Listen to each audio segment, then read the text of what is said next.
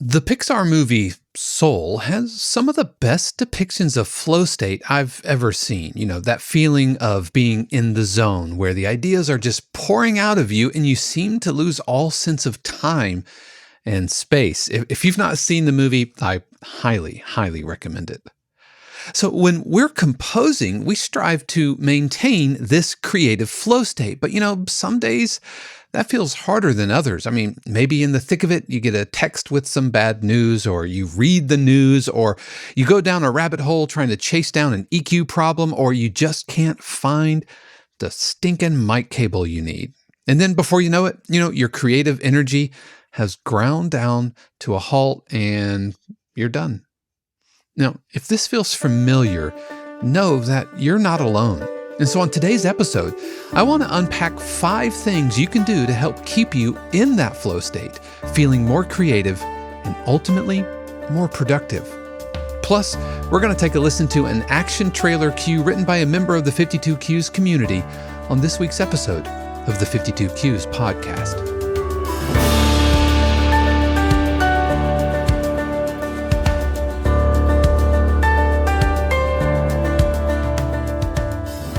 What is happening, everybody? This is Dave Croft, and welcome back to another episode of the 52 Cues podcast, a weekly podcast dedicated to all things production and library music, where we talk about industry topics and take deep dives into the different aspects of being a working production music composer.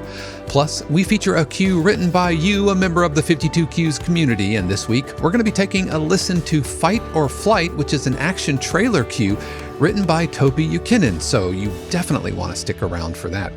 If this is your first time here, welcome aboard. I'm so glad you are here, and I know you have a ton of options out there, whether you're listening to this as an audio podcast or watching on YouTube. I just want to thank you for spending part of your day here with me. I also want to give a special word of thanks to the family, friends, and patrons of 52 Cues who help keep the lights going, help keep the channel, the podcast, everything here cooking along. We are 100% community supported, so if you like what I do here, don't thank me, thank them. And if you want to learn more about how you can help support 52 Cues and also unlock extra perks like live streams, workshops, Zoom sessions, and a ton more, then be sure to click on the links in the description or stick around because we're going to be talking more about that a little bit later in today's episode. As composers, we are always striving to get into the creative flow, this creative flow state. And as production music composers, this is super important because one of the aspects of being a working production music composer is quite a large output, especially early in your career. We're wanting to put as much music as we can. And there's something, to be said about quality versus quantity. And we've talked about that here on the channel before, but we've all, hopefully at some point, experienced this idea of flow state where you feel time like it has no meaning. And before you know it, a couple of hours have gone by and things are just really, really cooking. Things are just really, really cooking. And it's a really nice place to be in, but there are times when you will get kind of pulled out of it. And there are times where it doesn't seem as easy to enter into the flow state. And you might think, man, the last time I sat down to write, it was just so easy. But now it seems like work and it's not working and it's not happening. And you start getting frustrated and imposter syndrome and all those other things start kicking in. So I want to unpack 5 ways that can help you maintain this flow state. But first, I want to talk about kind of a little bit about how I think of flow state. I don't think of flow state as something that you can just kind of turn on and off. I feel like it is momentum. And it's momentum that's on a gradient. And so with that momentum comes preparedness. With that momentum comes setting an intention, setting aside time, and allowing yourself to ramp up the creative energies into achieving that flow state. I don't think anybody, whether you're brand new to this or whether you're a seasoned performer, musician, sits down at a keyboard and just instant flow state. I don't think so. I've never experienced that.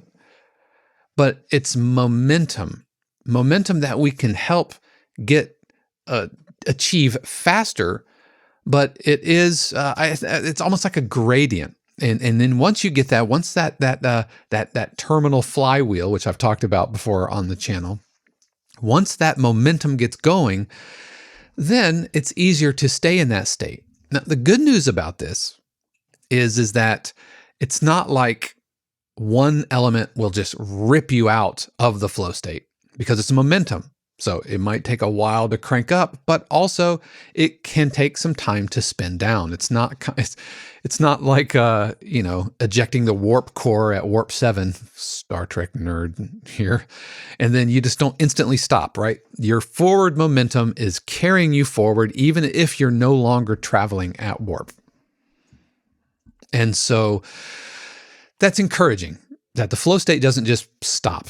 Now, if you get pulled out of or away from the flow state long enough, then it will, in my experience, eventually ground to a halt, and then you're kind of starting all over. It's just momentum. And so that's kind of how I think about flow state. But I want to, with that said, I want to talk about the 5 ways that you can help maintain the flow state. And some of it is preparation. So number 1 is set an intention. Even before you start writing, before you get going, set an intention for what you want to accomplish in that time. Give that time purpose. If you need to create a task list, then go create a task list. But be super deliberate about what you're wanting to accomplish for that time. Be super deliberate about it. Because if you just sit down and say, what am I going to do? Then you'll just be distracted. You'll start flailing at things, and you won't really, at least in my experience, it's tough to get into that state. But if I sit down and I know, all right, I am going to just work on sketches, and I've been really deliberate about saying this is what I'm going to do in this time, then it seems to happen faster. And if I finish that thing and I'm, flow stating, and I can look at my next tasks and say, okay, now I want to accomplish this in that same time frame, because I've done the thing I need to do, then it's easy just to transfer that creative energy into the next thing. But really be really deliberate about the time you set up. Maybe, work on the Pomodoro technique, that idea of working for 25 minutes and then taking a deliberate 5-minute break, then another 25 minutes and then a deliberate 5-minute break. It's called the Pomodoro technique. And I think I've talked about it on the channel before. It's just a kind of a task, project, to-do list management system. Whenever I write, like writing, I do the Pomodoro technique, and it really, really, really helps. Helps keep me on task, helps keep me focused, and it does help me kind of push through small creative blocks, because I know that I only have to push through for the next few minutes, at most 25 minutes, and I can sit there and bang my head against a DAW for 25 minutes or whatever, because I know that I'm going to have a 5-minute break that I can get up, stretch my legs, walk around, refill my coffee or whatever. But set an intention. Be deliberate with what you want to accomplish in that time. Now, all that having been said, I would encourage you, not to just blindly push through no matter what.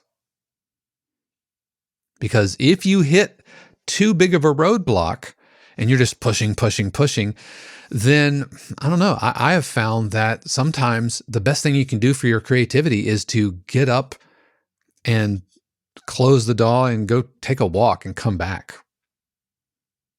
And when you come back, you'll feel refreshed and you can jump right back in. Doing that break, being deliberate about taking a break because you're just out of ideas. then that momentum doesn't ground to a halt because you say, okay, I'm putting a pause on it. And it's almost like it's spinning, like idle animation or whatever. And then you come back and you're able to somewhat pick up where you left off.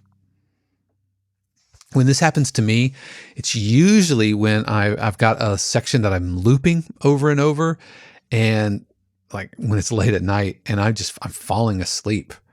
And I think I'm just hoping some idea will effervesce from my subconscious. And I'm just like, okay, the universe, give me something. And so I'll sit there and just loop over and over and over and literally fall asleep. And I know when that happens, I need to just close the door and come back. And when I do come back, I'm listening to it with fresh ears and I'm able to slip into that flow state, that creative warp drive, right? The East Australian current of creativity. I could slip into that a little bit more easily. So number one, set an intention. Be deliberate about what you want to accomplish in that specific time and the time that you set aside, which leads me to way number two to stay in the creative flow state, which is minimize distractions. Minimize distractions. Turn off your notifications. Most computers, I know, new Macs have a do not disturb mode, or what is it called? Quiet mode or silent mode, or yeah. They even added a button to the keyboard for it. And I've got it set up to where anytime I'm streaming, so if I have OBS going on or Zoom or whatever, it will do that. Even though, ironically, I got a notification earlier that was coming through a website that was actually coming through 52Qs. So if you're listening to this, you did not just get a 52Qs notification. I did. Because I didn't properly minimize my distractions and turn down those notifications. But turn off your notifications, close the web, stop browsing YouTube and Facebook or Twitter or Instagram. Last week we talked about all these web things you need to do and social media, but shut them down. If you're going to be deliberate about your time, then give that time all of your focus.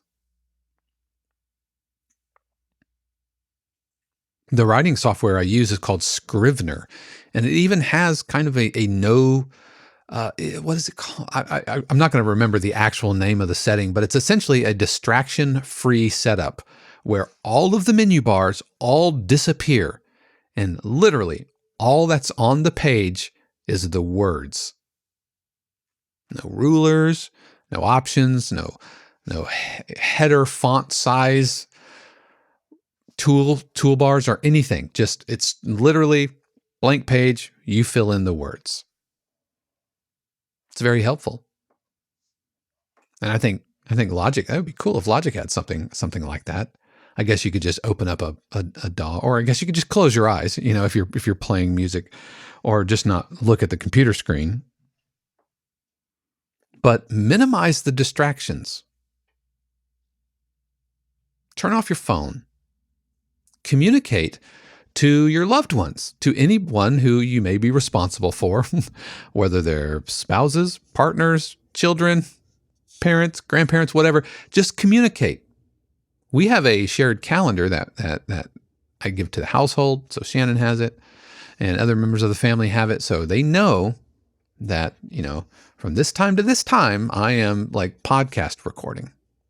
This time to this time, I have, I'm working on cues. I'm composing, have composing slots, along with like lessons, along with going to the grocery store, along with my lectures at Full Sail, grading at Full Sail.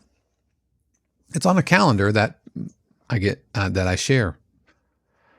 And so I've communicated that this is a distraction-free zone.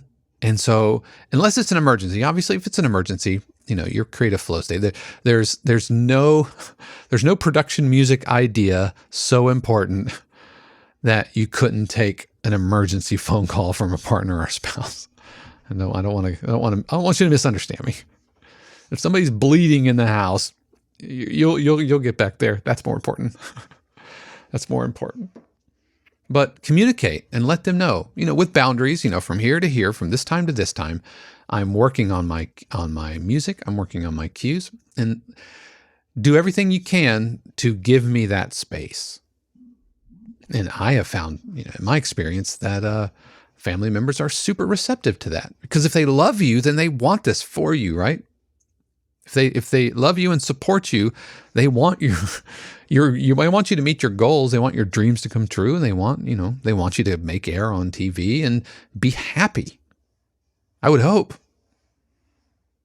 If your partner or spouse or family members, if they have no interest in you being happy, then it might be time to talk to somebody. But it's probably a whole other podcast.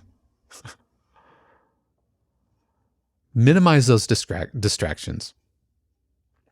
You don't have to check email every day, all day, every day. You don't. You don't have to keep email open. Just close email, set a task, and I know that at 10 a.m. I'm going to check email. At 8 a.m. I'm going to check email. You don't have to keep it open. You don't have to keep Twitter open. You don't have to keep TikTok. You don't have to keep all of these things open all the time. If you have a smartwatch, I love my smartwatch. I love my Apple Watch. I use it all the time. However, it doesn't, and it shouldn't, drive my attention span.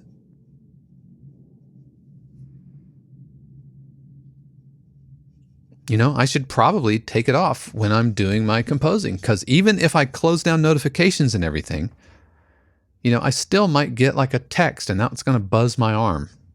Although I think that when I go into do not disturb mode on my Mac, I think that talks to all of my devices and will put everything in do not disturb, which I think is pretty helpful. That's cool.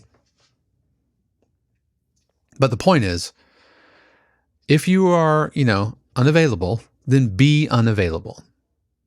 Not for the whole day, not for 12 hours a day. Don't make widows of all of your family members or widowers, but be deliberate about the time you're going to spend and give that the creative process, your undivided attention. All right. Another thing, number 3. And see, you notice we haven't even entered into the flow state yet, necessarily, because I firmly believe that preparing the flow state helps maintain the flow state. And speaking of preparing, prepare your creative space. We made an intention for the time available, and we've dedicated and we've cleared off the distractions, so the shiny object isn't going to pull focus. But, prepare the space. Clean up your studio. Clean up, if you are in your bedroom, that's great. Maybe make up the bed. I'm not here to judge you. I'm just speaking from experience. And I'm not always amazing at this. I have 1, 2, 3 on my desk right now. I have 3 old Starbucks cups, 1, 2, 3 coffee mugs, including the one from, today, which is full. I have another cup of water and 2 water cans. I need to clean that ish up, because I can feel that energy just vibing at me, cluttered. I mean, on one hand, it's the sign of a productive person, I like to tell myself, but why haven't I taken those down? I don't know, a little bit lazy, but I can feel that energy kind of coming at me. I'm going to tell myself that I kept it cluttery for an object lesson for today's podcast, but I think you and I both know that's probably not true. But I need to be. I'm not perfect at this. Man, I'm just you. I'm just like you. Maybe just a little further down the same road. Just a future version of you. But I'm definitely not perfect. Always striving, always working towards it. But I do like to do things like having a coffee or a tea or a beer or a water, whatever. Having something, like for me, having this little mug of warm coffee is a comfort to me. Now that we're getting close to Christmas time, I'll start lighting up my Christmas candle. I have one of those candles from Yankee Candle that smells like Christmas trees. Love it. Love it. I'll light it, and I'll just find it kind of creates energy into the space, which I believe helps to promote this creative flow state. Maybe clear your mind. Maybe do a little meditation. Maybe some deep breaths. Every time I hit record here for a podcast episode, I take a big deep breath. If I ever go live for a live stream, I take a big deep breath. Just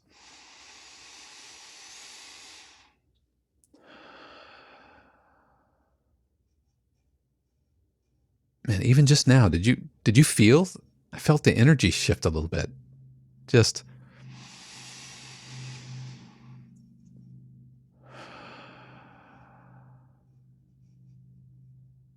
there's a centering to that. And in that centered place, the flow state is primed and ready.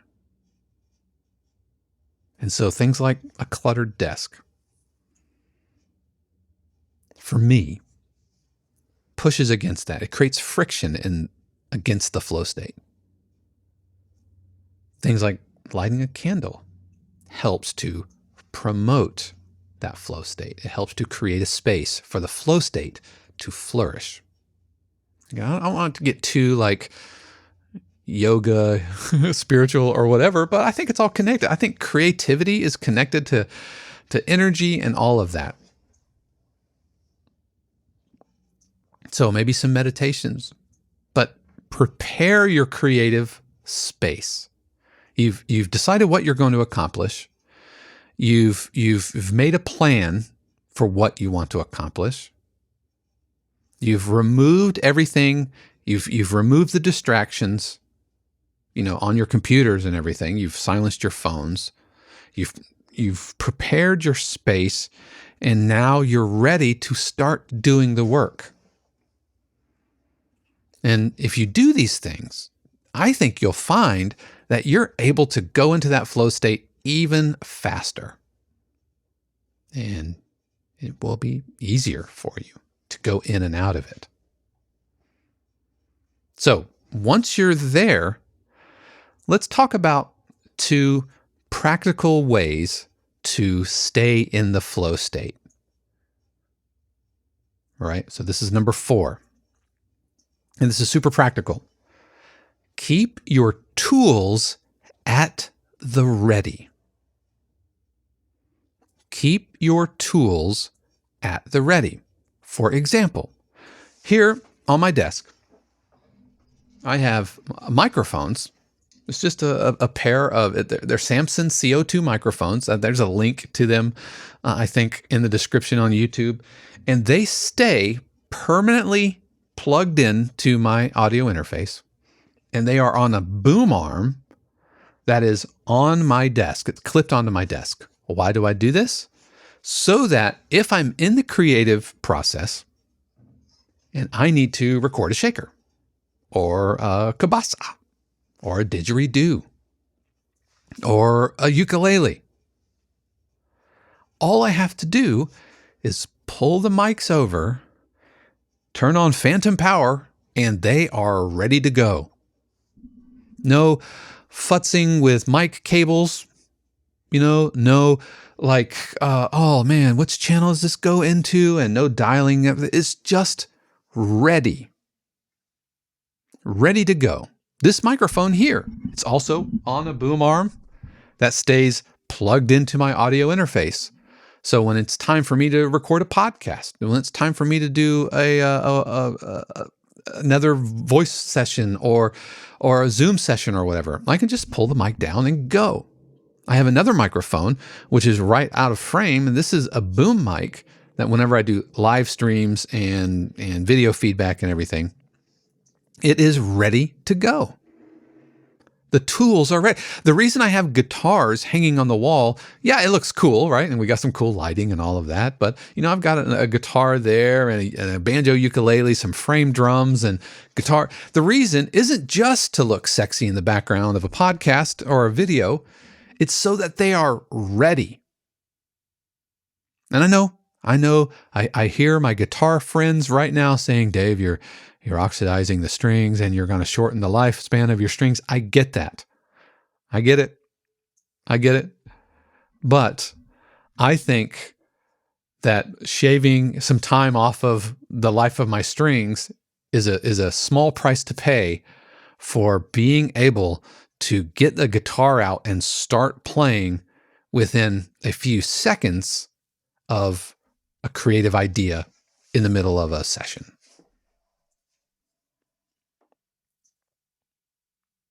100%. Again, they look great, but looking great is kind of a byproduct.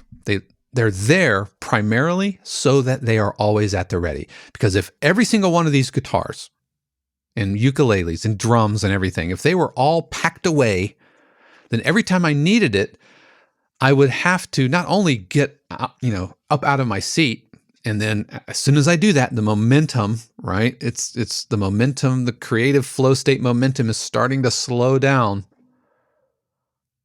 The needle is starting to move to the other side. And the longer I'm away from the creative process, the slower the flow state becomes. But if I can just go grab a guitar and be recording within 30 to 60 seconds, wow. You're able to not only stay in the flow state, but capture an idea as it is birthing in your consciousness. You're able to capture it right there. So have your tools at the ready. Tools like your patch library, templates. One of the things I love about Logic is saving, patches and sound sets and channel strips and all of that. That's not just for convenience. It's so that when I think, I need to add the BBCSO orchestra here, boop, just add it in. I just go to my library, click on it in my library section, browse to where I have all of the plugins all set up, all mapped with their reverbs pointing in the right space. And so I'm not like, okay, my sounds, sampling, orchestral, BBC, or like Contact, and then load up Contact, wait for that to load, and then go down my entire Contact library. Okay, now I need, this orchestral sound or that orchestral sound or this plugin or this sample or whatever, and then click on it and then go find, you feeling me, right? All of those things pull momentum out of our flow state. Start slowing it down. It's sand in the gears. But if you have a patch saved that already has everything, whether it's orchestral patches or whether it's effects, or, one of the things I have for my mic setup here is I have a preset for stereo doubling. I have a preset for these mics with like compressors and all of the plugins I need kind of already in the channel, so that when I record, I don't have to add them one at a time. That slows you down. Yes, it's about productivity. It's about streamlining and, getting the cue out faster. Yes, but it's also about maintaining your flow state. It took you long enough. It was hard enough. You spent all this time and energy to get into the flow state. Let's not do things which are going to pull us out of the flow state. Let's do things that can, if anything, it just gives wind into the sails of your flow state, but it doesn't interrupt the flow state. It's not the friction, the sand trying to pull your flow state to a halt. This does mean, though, that you have to do some preparation ahead of time. And so I would encourage you to set up a time that the goal, set a time aside and be intentional about what you want to accomplish in this 2-hour block, is to organize your templates, organize your library, pick sound sets. That's the time to go audition sounds, folks, before you need them. Don't wait until you have an idea and the creative juices are flowing and you're feeling the spark, right? You know what I'm talking about. You know what I'm talking about. Where you're feeling it and you're like, oh, I feel so creative right now. And then I'm going to open up Omnisphere. And then, no.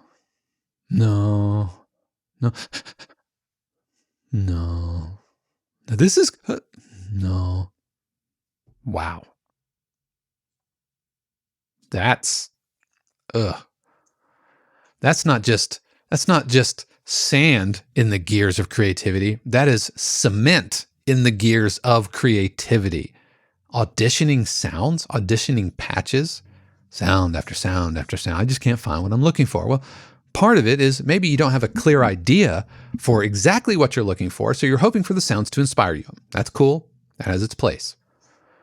But what I found is often I know what I want, or I know the type of thing I'm wanting, but I maybe don't know my library as good as I should. And so it's a hunter-gatherer type of a situation. And I can feel my creativity grinding down. You feeling me? Hope so. Again, it's one of us, right? We've all been there. Another consideration with, since we're on the subject of auditioning patches and the cement in the gears of creativity, is that specific sound that important? Or while you're in the creative flow, find something that works and just get the ideas down. All right, so that might not be the perfect drum sound, but you sitting there burning 30 minutes trying to find the perfect drum sound is only going to slow the process down. It's only going to pull your momentum down. But if you can find something that kind of works, then plug it in, get your ideas down, and then you can revisit it later when you are in a clearer headspace and you're not necessarily in the euphoric mental fog that can be the creative flow state. And I mean that kind of in a good way, that creative fog where time has no meaning. You just feel like I'm doing the thing I was put on earth to do. What I was not put on earth to do was spend an hour auditioning kick sounds. Nope. For me personally, that's where I'm at. So that's number 4. Keep your tools at the ready. Whether they're mic cables, whether they're guitars, whether they're using templates, patches in your DAW, whatever. Know your tools, but have them close by and eliminate as much friction and delay in getting them implemented into your creative flow. And then don't get super picky. Right? If you just need to lay down a scratch acoustic part, that's fine. Just get the ideas out. And I hinted, just a second ago, at number 5, which I believe is, I've saved the best for last, folks. I believe it's one of the most important. These are all important, but for me, this is the most important, which is separate the production process from the creative process. Separate the production process from the creative process. Because I firmly believe that they are two sides of the brain. Hemisphere's right side, is creative. The left side of the brain is analytical. And so when I say production, I mean like mixing and EQing and compressors and post-production, all of that, audio cleanup and all of that. That's what I mean by production. Separate composing from production. And when I say separate it, I mean be really deliberate. Because I find that if I'm in the heat of composing, I am not going to let like an EQ problem derail my creative process. Yes, I'll make a note of it, whatever, and come back to it. But I'm not going to sit there and get in the weeds of EQing and compression settings and trying to mix as I go. I personally don't mix as I go. I compose as I go, and I let all of that creative flow state flow out of me until it feels kind of like an empty balloon. And I'm either done with the track or done with that session. And I'm really deliberate about it.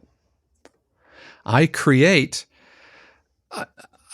separation between my composing process and my post-production, my mixing process. They are separate things. And I believe they should be treated as separate things because I believe they are different parts of the brain. They're different skill sets. They're different muscles to flex. You know, in the writer's world, I talked about writing a little bit earlier. In the writer's world, they say, don't edit while you write. And this is that concept applied to music composers. Don't edit while you write. The concept for writers is that set aside a time or set aside a number of words, however you want to block it out, and just write. Don't work on typos. Don't get in the weeds of, I need another different word here. I need to dial up a thesaurus, or my punctuation's wonky, or I have a dangling participle, or don't get into any of those things. Just write. If you're writing a book and you need to do some research on, like you're writing historical fiction, for example, and you need to do some research on what happened in Charleston in the 1800s. Don't start going down that rabbit hole, researching Charleston. Just put in your manuscript, research Charleston here, and then set aside a different time to do your research. Be deliberate and intentional about a different time. But as soon as you start like working on punctuation, as soon as you start looking up synonyms for words, as soon as you start going back and correcting typos, open up a browser and start researching Charleston, 19th century, you're pulling out of the flow state. So write your words, then when you're done, go back with a different mindset.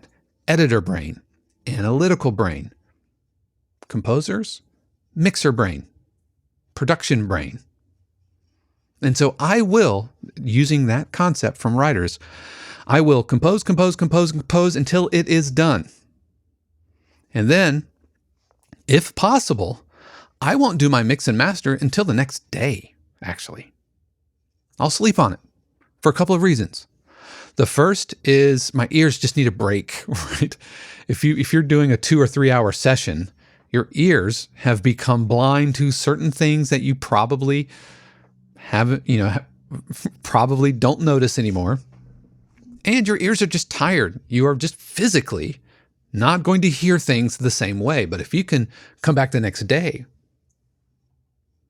you will hear things you didn't hear before with fresh ears. And the second thing that this really helps with is if you can give your creative self time to forget, like actually forget what you wrote, then things are going to sound fresher and different when you come back for the production process. That's what I found. There have been many times I have gone to bed with something thinking, that's amazing. And the next morning woke up and went, that's hot garbage. What was I thinking? I must have been in some just haze of drunken creativity, and I have no idea what I'm writing here. And if you can't sleep on it, right? If you can't give it the night, then at least give it an hour or two. Go get lunch. Create a sense of separation. Mental, physiological, and physical. Create separation. And if you can't give yourself at least an hour, then at least go stand up, go splash some water on your face, or go to the bathroom, get a refill on your coffee. 5 minutes. Give yourself at least 5 minutes. You can give yourself 5 minutes. While your ears might not recover as well as if you slept on it, I firmly believe that by creating physical separation, you are physically saying, this is over. When I come back, I will be different. I am doing a different thing. I believe that you will have a much better experience, a much better go of it. Because you have created separation. You've allowed the gearbox in your mind to shift from composing creative brain into analytical editor mixing brain. So no, I don't mix as I go. Now, that having been said, if there are fires I need to put out in the midst of writing, I will absolutely do that. Oh my gosh, this 808 is just blowing up my mix and I'm peaking out. And so I'll make some adjustments. I'll throw a compressor on. But I'm not going to spend time or much time dialing all that business in because it's sand in the gears, right? It's slowing down my creative momentum. It's pulling me out of the flow state. So it's not like I'm Zen master in the flow state, and as soon as I open up an EQ, it's like, now I'm no longer flow stating. No. But the longer I spend tweaking EQs, working on, compression thresholds, the longer I spend in that headspace, then the slower my flow state is spinning. Till eventually it'll just grind to a halt. But I have found that if I just keep writing, just keep composing until it's done, and then create a sense of separation, either by 5 minutes, an hour, or overnight, I come back to the cue and I feel fresher and I feel like I do a better job because I have engaged an analytical brain instead of trying to do that amidst the haze of the creative flow state. It's a win-win, in my opinion. Your creative flow state stays more statey and your mixer analytical brain gets the benefit of not being influenced by your creative mojo. So I create a very clear sense of separation from I'm done writing to now I'm in delivery mode. Then I address all of my EQs. Then I do my faders. Then I do my mastering chain. But I create separation between the production and compositional processes. Left brain, right brain type business. So those are the 5 things that I do, or I at least strive to do, to stay and to maintain the creative flow state. Again, I'll recap. Number 1, set an intention. Number 2, minimize your distractions. Number 3, prepare your creative space. Number 4, keep your tools at the ready. And number 5, separate the creative process from the analytical process, meaning the production from the composition. But what about you? What is your relationship with flow state? Have you ever had good experiences with flow state? Do you, what are the things that you do to get to the flow state and to maintain your flow state? I would absolutely love to hear from you. Why don't you let us know in the comments below? I do read all of those and make an attempt to answer those if possible. Would absolutely love to hear from you. So we're going to take a quick break, and when we return, we're going to be taking a listen to Fight or Flight by Topi Jokinen, who is a member of the 52 Qs community, and it is an action trailer cue. But first, a couple of words from Mrs. 52 Qs, Shannon Croft, about the community. Hey, y'all, I'm Shannon Croft, and I want to tell you that the 52Qs podcast is made possible by viewers and listeners just like you, composers and producers who are looking for a better way to connect and collaborate. You see, 52Qs isn't just another website selling static, pre recorded videos to a mass audience. It's a fun, vibrant, and positive community that comes together online for sharing cues, getting feedback, and discussing what's up in the production music industry. You'll find both personalized feedback and live interaction, which are the best and fastest ways to grow your skills and earn more placements. The best part is that the 52Qs community is absolutely free.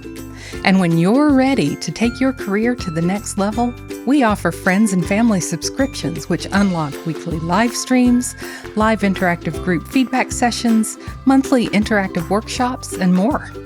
Head over to 52qs.com and sign up today. And while you're there, check out our personalized feedback videos, private lessons, and of course, merch. I can't wait to see you at 52qs.com.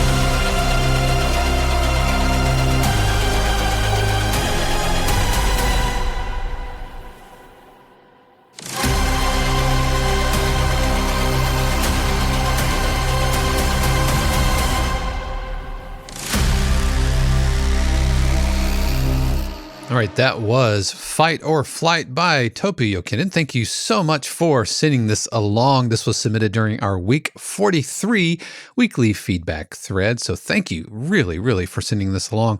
I enjoyed this quite a lot. Some really nice sound choices, some good like that eerie. Oh, that's really nice. I'm digging that quite a bit. And I think is super appropriate for modern trailers, which are even more firmly rooted in sound design. So I think we've done a great job with our sound choices. I will admit to not really feeling the triplet pulse until much later, when my internal sense of like what the meter is was disrupted by what was obviously something in 3. And so how to fix that? That's a really good question. I think we could have done a little bit more.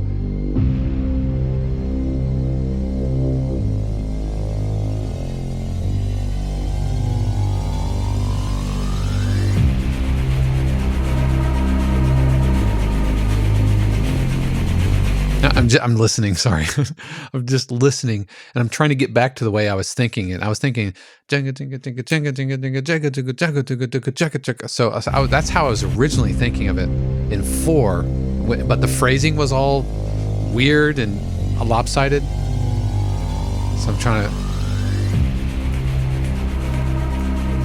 Jenga jenga jenga jenga jenga jenga jenga jenga jenga jenga jenga jenga jenga. 1, 2, 3, 4, 1, 2, 3, but like, oh, this is not right.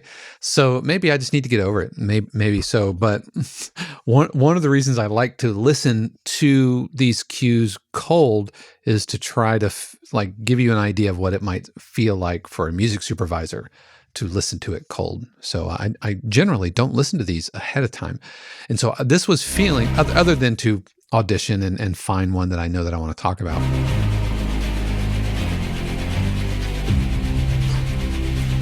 And it might be as simple as putting a little bit of percussion backing this up and like boom, boom, boom, boom, and make it so clearly obvious that we're in 3. Boom, boom, boom, boom. Oops, boom, boom, boom, boom. There it is. There it is. I think the sustain sounds could come down further in the mix and make the strings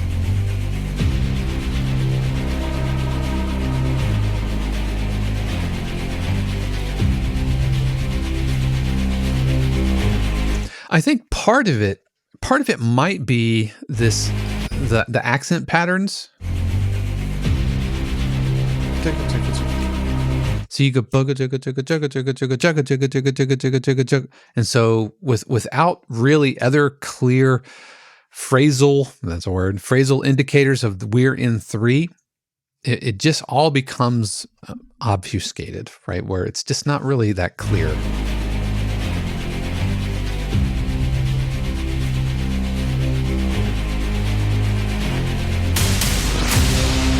And so do a really like bump, bump, bump, bump right in this spot. Shung, gong, gong, gong. And I know I'm totally splitting hairs here. I would definitely bring the sustain sounds.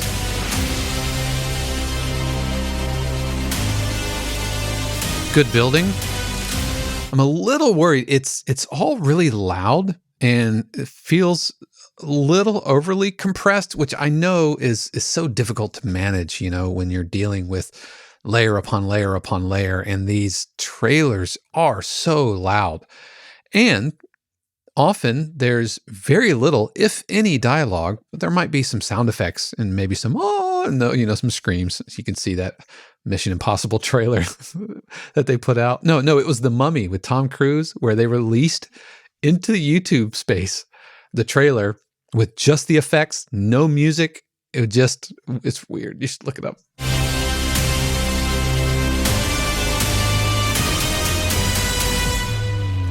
Love this.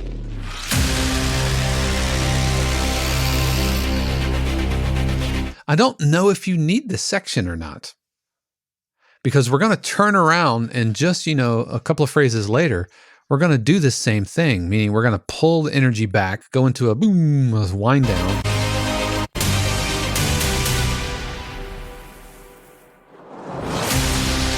All right, so you didn't do a wind down there, but I don't know if you need that. I don't know if you need that edit point along with that edit point along with that edit point. Because, typically trailers are a 3-act structure. 1, 2, 3, with this being the big payoff. And then you can have like a coda, a little denouement moment. And so right now we kind of have an intro, this act 1, and then a build, and then an act 2 and then an act 3, but this feels like a little bit too long for a full act 1. So I would either shave off something, maybe a phrase or a pass through in our act 1, let act 2 breathe a little bit, and then get on to act 3. Because we're about at 3 minutes, which it's pretty lengthy, pretty lengthy. It's not lengthy for some trailers, but generally, in my experience, and I don't do a ton of trailer stuff. My trailer business is usually in the world of broadcast sports, where there are reteases and those types of things. But even if you look at a big, long, juicy trailer, often they will have multiple music cues edited together. Not always, but my point in saying this is I think you can get rid of a section and still be okay. Because this section here from 118 to 142, that's about 30 seconds. And if you shave that out, you'll still end up with a 220 or so.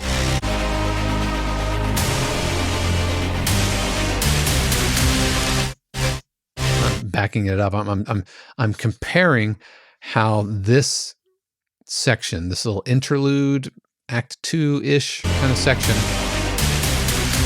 sounds versus where we were.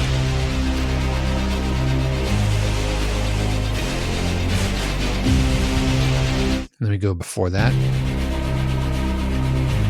Yeah, see, I think we can get rid of that section before that breakdown. We could probably just wholesale move that up and really not change much of anything else. And then pushing forward, going into our third act. Maybe just to give another rhythmic interest, I'm going to set up before here. Because we did bop, bop, bop, and then we're doing the bop, bop, bop again. Let's go towards the end. We did bop, bop, bop again. All right, so my recommendation would be to switch up the rhythm into this middle edit. And so instead of going bop, bop, bop,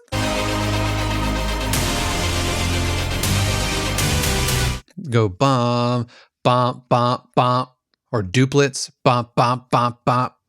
Do really big hits.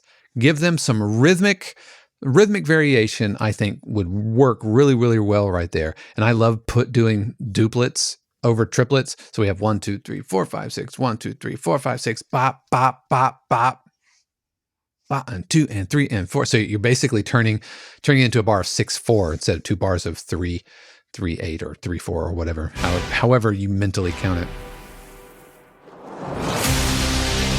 That edit point might be a little long. I don't know if you need. By this point, I wanted to hear some harmonic variation. Boom. That's kind of our plan. And I'm not sure exactly what chord I'm hearing, but I feel like some variations there.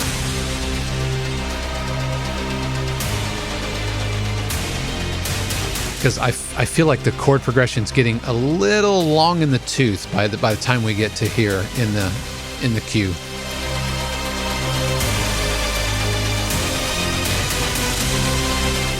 And because your trailer got so big so early, we're somewhat left with not having much else to build on, nowhere else to go.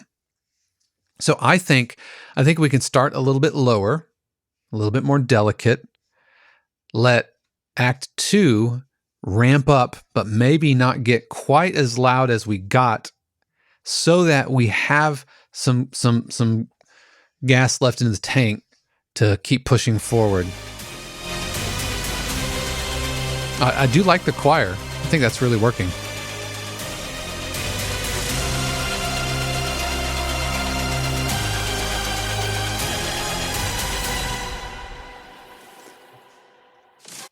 And you might even want to think about another rhythmic variation here, especially since, hard cuts to rhythmic hits are still pretty popular in the trailer world.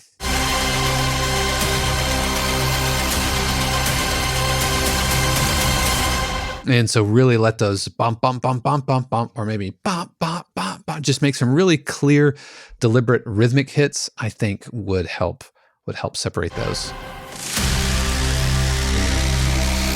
And your final Brahms with leading off or ending up with the same sound design elements that you led off with. Really nice work. Absolutely appreciate you sending that along. Like I said, this was sent by Topi in our week 43 feedback thread. We put feedback threads over at 52 Cues every single week, and it's an opportunity for you to share your cues and also provide feedback for other folks' cues. We absolutely encourage you to do that, and would love to have you over there.